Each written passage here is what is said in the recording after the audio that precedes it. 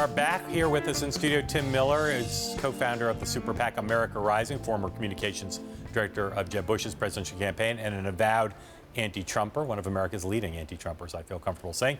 And in Washington, Guy Cecil, the chief strategist for the pro-Clinton super PAC Priorities USA. Guy, as we were coming on the air, we were working on some reporting that I wasn't able to finish up on, so I'm hoping you can help us out. A source familiar with the buying for your super PAC says that you're scaling back in 3 states, in Virginia, where you'd already scaled back your buy, and then in Colorado and Pennsylvania, 3 states that public polls show Hillary Clinton way ahead. Is it true that your super PAC is scaling back your buying in those states?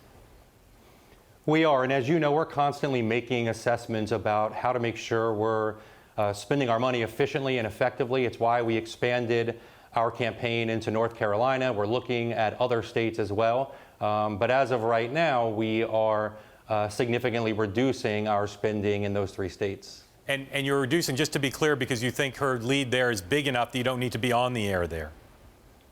That's correct. I mean, I do think we're constantly assessing where we are.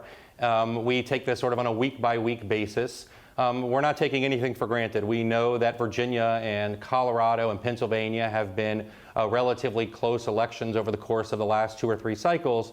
But for right now, we're going to look at other opportunities for us to expand the map and potentially to reach out to some new voters as well through voter registration and on-the-ground efforts in some of our key states. So again, my understanding is this reduction in going off the air in those states goes through about September 20th. That's a couple-week period. Are you banking that money and saving it for later dates, or are you moving it to other states? We're going to be moving it both to other states, but also into other activities. You know, one of the things about the work that we've been doing is we're not just focusing on persuadable swing voters in the suburbs. We think it's actually really critical to use this opportunity to expand our party, to increase registration and turnout amongst key Democratic constituencies like Hispanics, African Americans, younger voters, unmarried women. And so we're going to be looking for opportunities in places like Florida in places like Ohio to begin doing work on the ground with registration and turnout. So it'll be some combination of both of those things. We don't expect on making any changes to our current map before Labor Day. This is actually critical, as it needs to be a wake-up call to the Republican Party. Despite Boris thinking that Donald Trump could win New York, the presidential race is over. And right now, Hillary Clinton plus Guy's super PAC has 15 million on the air in North Carolina. And as Guy just said, they're looking to register voters there and bring out voters. We have a competitive Senate race in North Carolina. Donald Trump has not a single cent on TV in North Carolina. And it's absolutely critical that all of the Republican groups start to focus their efforts on going to states like North Carolina, trying to save people like Richard Burr so that we can have a check on President Hillary Clinton. Tim, you were Jeb's communication director. Obviously, different game when there were 16 people. You see such a flawed candidate at this point. Woulda, coulda, shoulda. What would you do over to do differently? I think the Republican electorate, it was not the right year for a candidate like Jeb. And if you look at Jeb, Marco, Kasich, the 3 candidates, or even throw in Christie, 4 candidates who are talking about expanding the party, having an optimistic vision for the future, they got about 1/3 of the vote, less than 1/3 of the vote.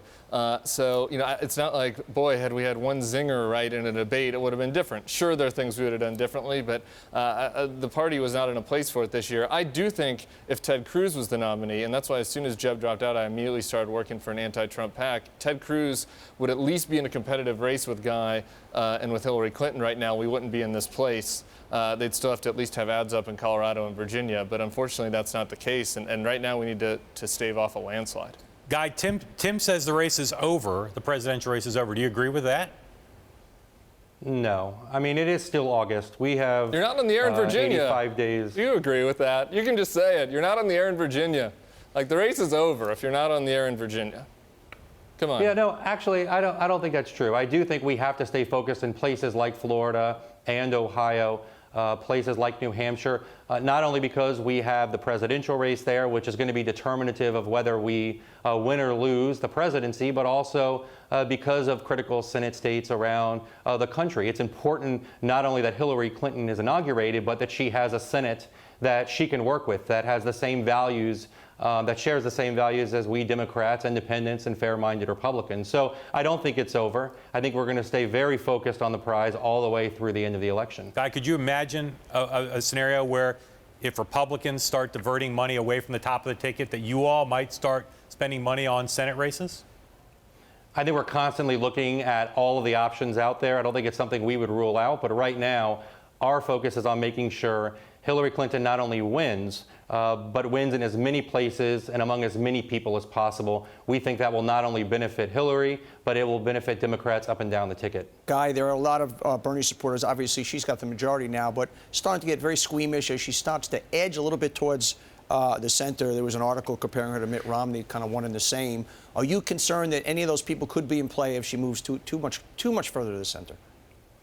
Well, I would disagree that she is somehow moving since the primary. She's still out there talking about raising wages, creating jobs, criminal justice reform, voting rights reform, supporting the LGBT community, an aggressive diplomatic foreign policy. So I think that's a misread of, she's still talking about TPP. I think it's a fundamental misread of what she's been talking about. And I think it's incumbent upon every single Hillary Clinton supporter to reach out to Bernie Sanders supporters, most of which we are currently getting. If you look at most polls, we're at 85, 90%.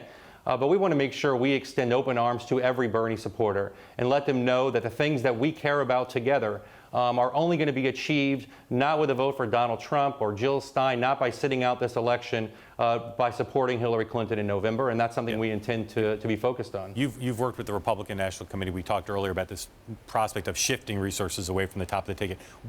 Who could make that happen? What would have to happen? Mitch McConnell, Paul Ryan, Reince Priebus? Yeah, look, it has to be a group effort, and I think that part of it comes from, donor requests focusing on money to the NRSC and NRCC, which I think has started to happen. And look, I think that, Reince working together with McConnell, with Ryan, with the NRSC and NRCC need to make that call.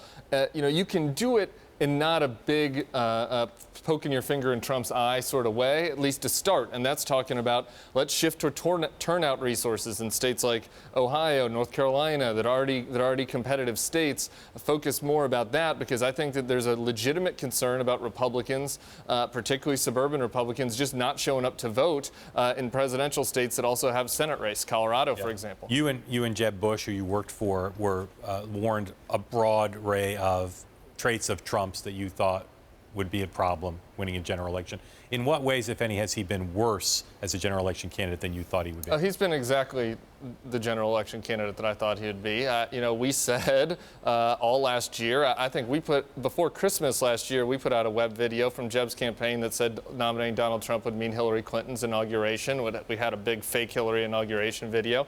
And then as part of Never Trump, I predicted back in April that he could lose South Carolina, Utah, Missouri, and Georgia, and Arizona. And I think those right now are the toss-up states. And when Guy talks about expanding the map and expanding the party, you'll have him on in a month, and he'll talk about Arizona. I promise you come back, because my partner here called me a Manhattan fantasizer, because I said Donald Trump is not going to allow himself to be George McGovern. There is a story to be written here. He's not going to be sitting here election night losing 46. Here's what I agree with you. I think I wouldn't be surprised to see him quit the campaign trail for a couple of days. It's hard, Mark. You know this. Mocked me. 85 days is hard. I'm not saying he drops out of the race or some fantasy where Mike Pence is the candidate. Something's going to happen. But look, 85 days, waking up every morning. I did this with Jeb, where the numbers are looking worse and worse. It is tough, and guys like Jeb have the integrity and the dignity to put on a happy face and run an honorable campaign. He's never played that is not Donald Trump. Ever. So it's the man. You got to understand the man. And I think that he's going to act out.